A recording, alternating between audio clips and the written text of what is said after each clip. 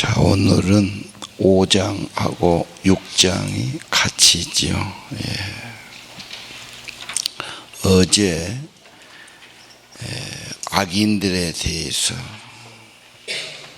왜 악인들이 심판받지 않는가, 현실의 부조화, 그런 말이 많이 나왔죠. 오늘 25장에는 모든 문제는 결국은 하나님께로 가야 궁극적으로 뭐가 되지요? 그분이 창조의 근본이시니까. 또 우리 인생의 마지막과 천국과 영광을 가져다 분이 그분이니까. 그분 빼면은 그냥 세상에 불평하다가 갈등하다가 미워하다가 좋아하다가 그러고 끝납니다. 그냥. 자, 오늘 2절 권세와 위엄, 권능이 질서가 하나님께 있다. 하늘 높은 곳에서 모든 질서, 원리, 원칙을 정하고 계신다. 땅만 보면 답답하지요. 혼란스럽지요. 악도 있고 죄도 있고 잘못도 있고 갈등도 있고 그렇지 않습니까? 물론 땅이나 사람을 안 봐서는 안 돼요. 그것만 봐서는 안 되죠. 또 하나님만 쳐다보고 이 땅은 무시하고 없는 것처럼 그래도 안 되죠. 그래서 하늘과 땅을 우리는 같이 봐야 된다.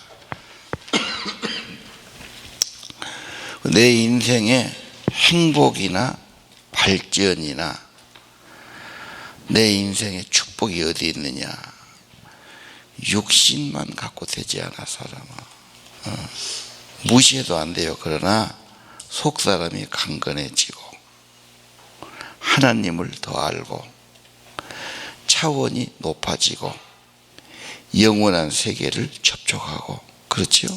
그래서 하나님을 더 알아가는 것이 내 인생의 가장 고귀한 거고 남는 거고, 이게 정말 발전이고 축복이다.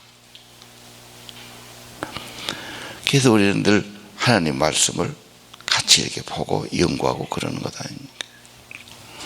하나님 권세와 위엄을 가진 분이다. 모든 권능, 모든 질서, 모든 아름다움은 하나님이 하시는 분이다.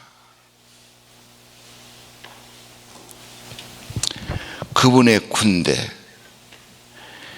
그분의 힘, 그분의 천사들 강력하지요. 엄청나다. 그 창조주 하나님의 빛을 받지 않는 자가 세상에 어디 있는가? 그분의 빛이 없으면 아무것도 안 되지요. 암흑천지지요. 하나님을 또 갖다가 등장시킵니다. 자, 사람, 4절 이하죠. 거기 보면 사람은 어떤가? 하나님 앞에 정당할 자도 없고 그 앞에 깨끗할 자도 없고, 인간은 아무리 깨끗하다 해도 티가 있고 선하다 해도 위선이 있고 꾸밈이 있고 뭐가 좀 부족하지요. 하나님 앞에는 별도 달도 깨끗이 못한다고 하는데 어떻게 이 땅에 사는 인간, 구더기나 벌레 같은 인간이 어떻게 깨끗할 수 있겠느냐. 이 땅에서 사람이 잘못하고 오해하고 갈등하고 다투기도 하고 욕심부리기도 하고 죄도 짓고 사는. 그러려니 그렇게 해야지. 이걸 그냥 못 견뎌하면 그것도 병 걸려 죽습니다.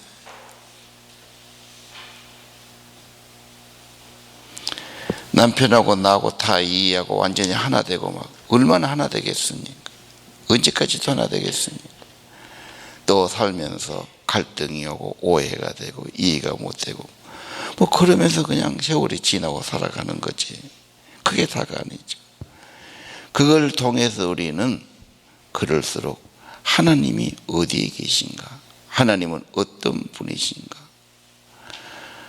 하나님을 더 좀 알아가는 그런 기회가 되는 것이 귀하지요. 예. 하나님, 우리 상식으로, 우리 지혜로 다 담을 수도 없고 이해할 수 없습니다. 삼위일체는 어렵죠. 창조를 어떻게 다 이해하겠어요? 그분의 구속을 어떻게 다 이해하며 그분의 재림의 영광을 누가 다 말할 수 있고 그릴 수 있겠습니까? 그래서 유명한 웨슬리가 그렇게 말해요. 삼위일체를 이해를 못해서 괴롭다고 벌레를 가져봐라. 인간에 대해서 이해하는 벌레. 인간이 부부 사이에 사랑하고 갈등하고 고민하는 그런 걸 이해할 새나 벌레가 있겠나? 인간이 어떻게 하나님 다 이해하겠나? 그럼 어떻게 해야 되죠? 계시를 보여주신 대로, 가르쳐 주신 대로, 책에 기록한 대로, 말씀대로 우리는 보고 배워가고 알아가는 겁니다. 자, 그 다음 26장은 욥이 다시 또 대화를 하지요. 욥은 자기 친구들의 말이 다 옳지만 자기 아픔이나 마음에는 접근이 안 돼요. 그래서 언제나 마음에 초점을 두고 가야지 옳으냐 그르냐 따져서는 해결이 안 되죠. 남자들은 늘 옳으냐 그르냐 기냐 아니냐 이렇게 따집니다. 여자는 그게 문제가 아니야. 내 마음에 들어야 돼. 나를 공감해 줘야 돼. 내 마음을 알아줘야 돼. 욥은 영 지금 마음에 안 든단 말이에요. 그래서 욥이 빈정거리는 겁니다. 힘없는 사람 잘도 도와주고 일 못하는 사람 잘도 그 팔을 도와주었군. 지혜 있는 자 상담도 해주고 어리석은 자 통찰력도 주고. 그래 자네 그거 어디서 배웠나 그 말이에요. 귀신한테 배웠나? 영으로 그걸 깨달았나?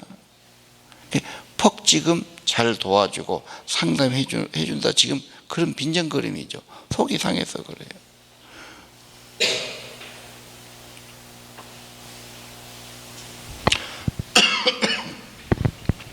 5절 이하.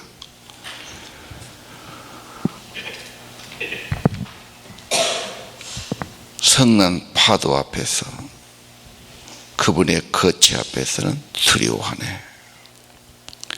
5절 6절은 생명의 하나님, 창조의 하나님, 파도 앞에서 떠는 것처럼 인간은 그분 앞에 아무것도 아니고 두려워하고 떨 수밖에 없다. 죽음도, 죽은 자들도 숨을 수도 없고 도망갈 수도 없다. 시적인 표현입니다. 7절 이하.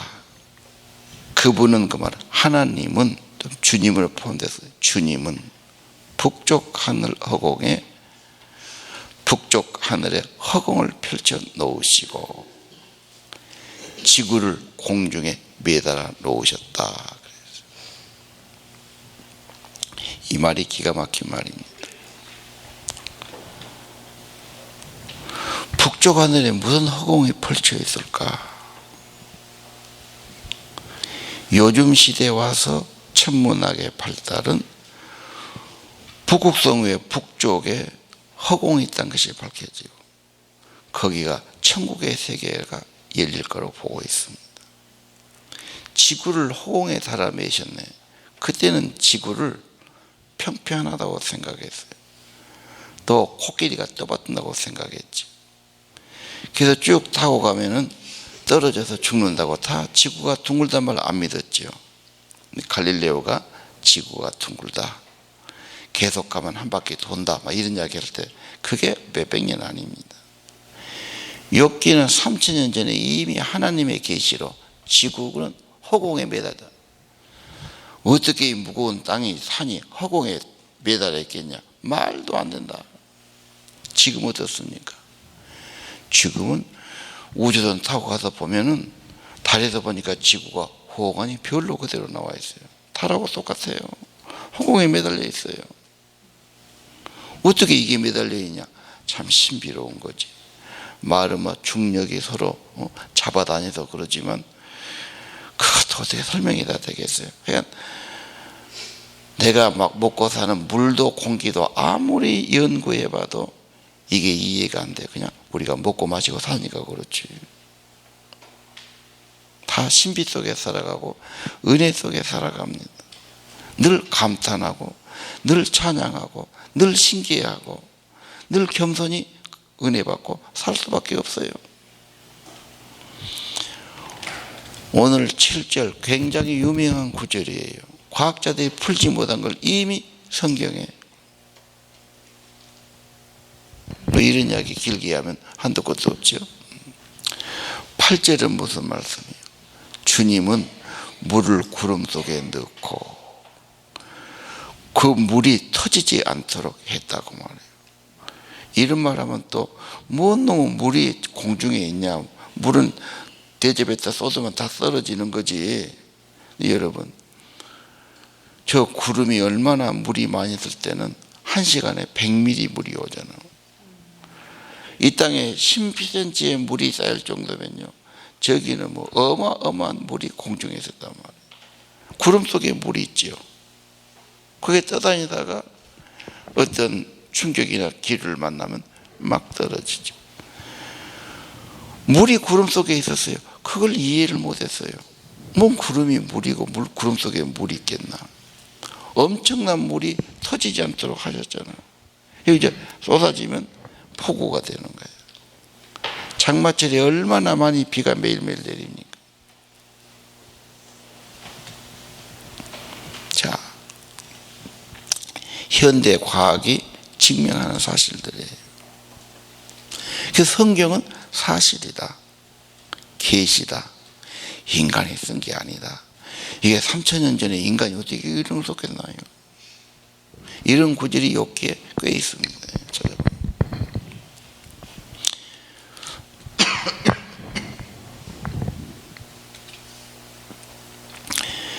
그래 막 비가 막 짧은 시간에 그렇게 내리면 물폭탄이 터졌다 그래. 어떻게 물이 그렇게 많이 공중에 있어? 사실인데 어떻게 하겠어?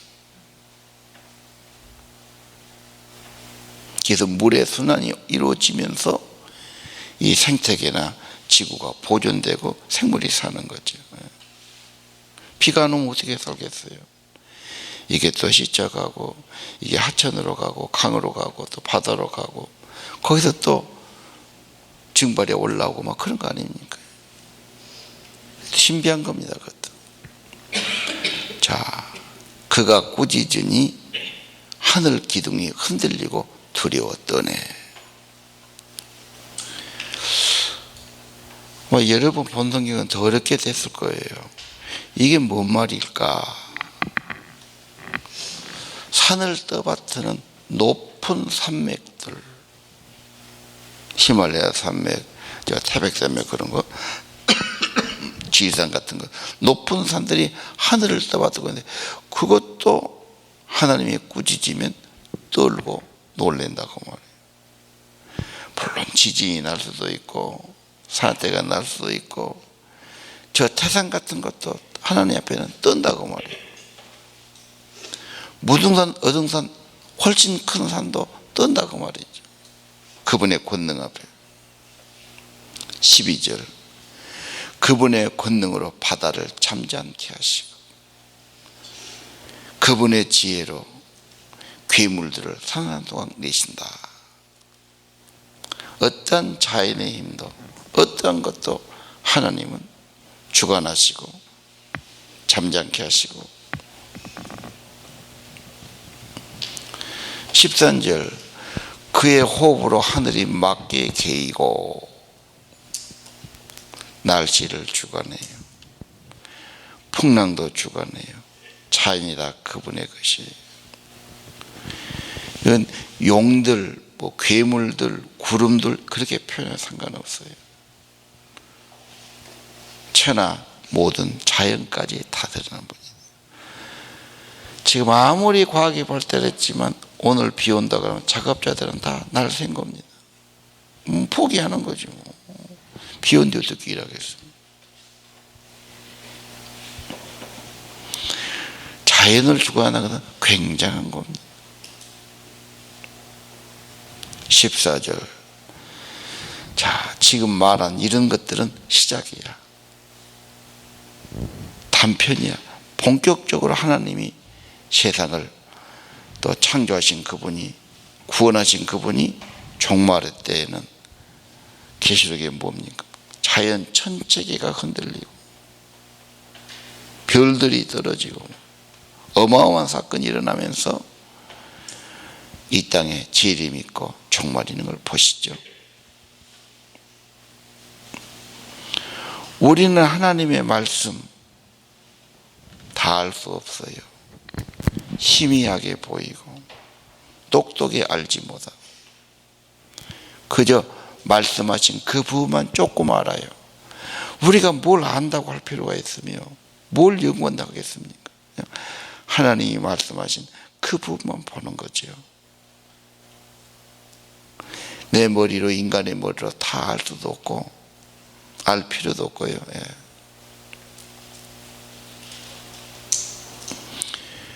그분의 천둥 소리, 그분의 크신 말씀 누가 다 이해할 수 있을까? 인간의 이해를 넘어선 초월적인 분이죠. 자, 어제하고 비교해야 됩니다. 어제는 참 답답했어요. 죄인들이 많고 악한 놈도 많고 살인도 하고 간음도 하고 남의 집에 도둑질도 하고 강도도 하고 그렇죠. 왜 심판이 없는가?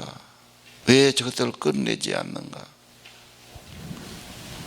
잠시 하나님이 가만 계신 분 아니다. 오늘은 하나님에 대해서 아주 비교적으로 이야기를 하시죠. 욥기가 좀 이렇게 전개가 점점 이제는 하나님에 대해서 좀 더 말씀하고 있을 겁니다. 물론 여러분이 하나님 하루 이틀 믿은 거 아니죠? 그렇죠? 성경 보고 기도한 게 하루 이틀이겠습니까? 그러나 욥기 성경이 정말 인간의 고난, 갈등, 오해, 부조화, 이 땅의 문제들 다 다뤄가면서 현실이지. 괴로움이 많고 어려움도 많고 악한 일도 많고 어떻게 반응하나. 그 중에서 뭔가 보배 같은 신앙들이 보이지 않습니까?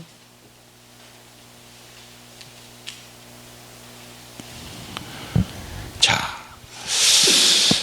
인간만 갖고는 해결이 안 된다. 하나님의 세계에 와야 뭐가 좀 더 보이기 시작하고 희망이 있고 뭔가 회복되기 시작하는 겁니다. 측량할 수 없는 하나님, 창조하신 하나님, 정말 위대하신 하나님에 대해서 오늘은 묵상하시고 바라보시고, 우리의 문제도 결국은 그분에까지 가야 뭔가 좀 답이 나오고 좋아지기 시작할 겁니다. 하나님 점점 더 알아가는 은혜가 있기를 바랍니다. 기도드리죠.